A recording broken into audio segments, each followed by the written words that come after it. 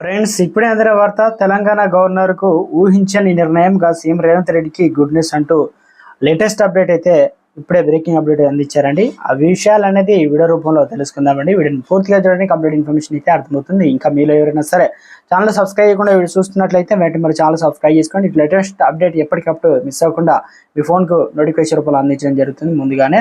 ఇక చూస్తున్నారు కానీ లైక్ చేయడం మర్చిపోతున్నారండి. దయచేసి లైక్ చేయండి. మీరు లైక్ చేయడం వల్ల సమాచారం మరింత మందికి రీచ్ చేసిన వారు అవుతాం. ఇక లేట్ చేయకుండా వివరాలకు వచ్చినట్లయితే, రాష్ట్ర అసెంబ్లీ ఆమోదించినటువంటి గవర్నర్ ఆమోదం కోసం ఏదైతే రాజ్భవన్ కు పంపిన బిల్లుల్లో 7కి ఆమోదం లభించింది. మరో 4 బిల్లులు పరిశీలనలో అయితే ఉన్నాయి. ముఖ్యమంత్రి రేవంత్ రెడ్డి ఇటీవల రాజ్భవన్ కు వెళ్లి గవర్నర్ సిపి రాధాకృష్ణన్తో భేటీ అయిన సందర్భంగా బిల్లుల గురించి ప్రస్తావించినట్లు ప్రభుత్వ వర్గాల్లో తెలిపాయి. దానికి కొనసాగింపుగా 7 బిల్లులు గవర్నర్ శనివారం ఆమోదం తెలిపారు.